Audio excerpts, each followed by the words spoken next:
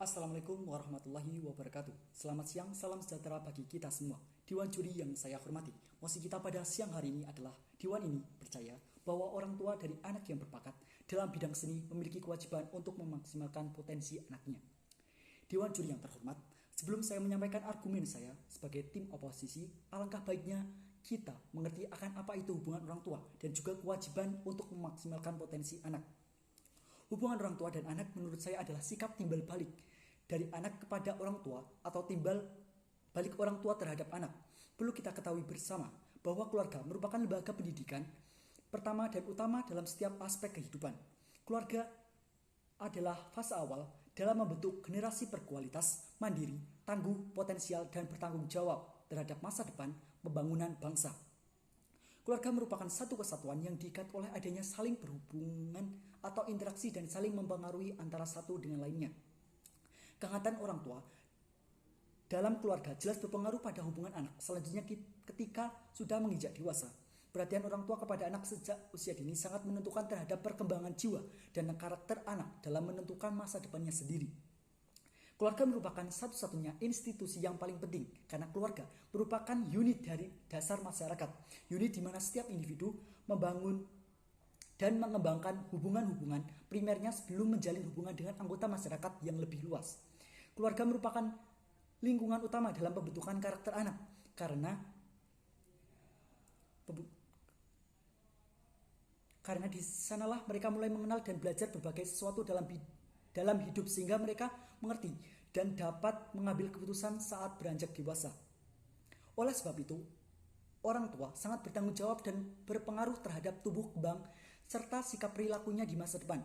Orang tua selalu diharapkan memberi bimbingan pengawasan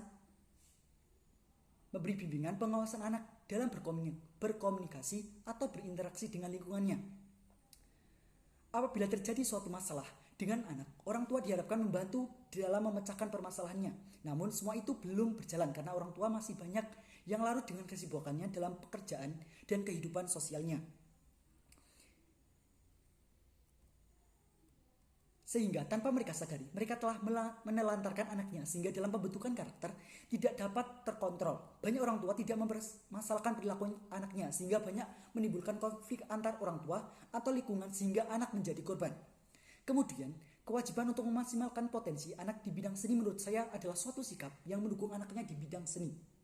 Kemudian di sini tim afirmasi menyebutkan status quo bahwa bakat sains atau akademis lebih dikembangkan ketimbang bakat seni. Namun menurut saya bahwa di zaman yang sudah modern ini, seni berkembang lebih pesat tidak hanya berfokus pada seni musik dan juga seni rupa, namun ada seni tari, seni kriya, dan masih banyak lagi.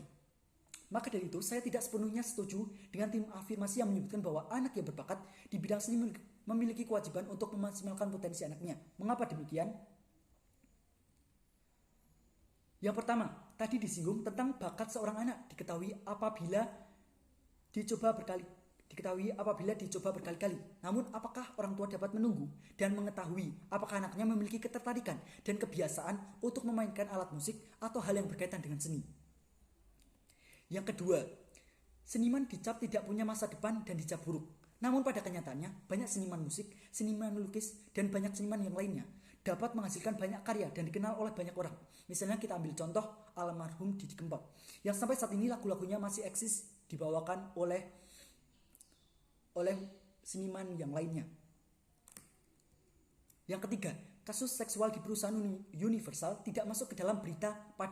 Pada nyatanya ada beberapa berita yang menyinggung akan pelecehan seksual yang menjerat beberapa kasus pelecehan seksual.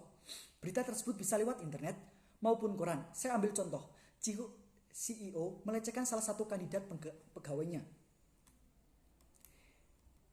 Dan juga apa yang disampaikan oleh tim afirmasi menurut saya tidak semuanya benar. Saya setuju dengan semua anak dituntut mengembangkan apa yang mereka senangi. Namun di sini perlu kita gali lebih dalam lagi mengenai bakat, minat, atau hanya sebagai kesenangan belaka. Karena banyak anak yang memiliki bakat alami dari ketika mereka lahir. Ataupun ada juga yang terus mengasah kemampuan mereka dalam bidang seni maupun bidang yang lainnya. Ataupun juga ada faktor keturunan dari orang tuanya. Dan juga tim afirmasi hanya menekankan bahwa seni hanya ada pada musik dan rupa. Padahal ada juga seni sastra, tari, dan juga kriya. dan juga masih banyak lagi. Kemudian perlu kita ketahui bersama apa itu perbedaan bakat dan minat. Menurut saya perbedaan bakat minat dapat dilihat dari esensinya. Minat merupakan sesuatu yang membuat anak tertarik, sedangkan bakat adalah kemampuan bawaan yang telah dimiliki anak pada bidang tertentu. Nah, dari sini dapat saya simpulkan bahwa apa yang disinggung oleh tim afirmasi mengenai bakat tidak sepenuhnya betul, dikarenakan tim afirmasi menyebut jika bakat adalah sesuatu yang dilakukan berkali-kali. Dengan kata lain, apa yang disebutkan tim afirmasi lebih spesifik kepada minat ketimbang bakat. Maka dari itu, saya tidak sepenuhnya setuju dengan tim afirmasi. Dan juga sebagai salah satu siswa, saya setuju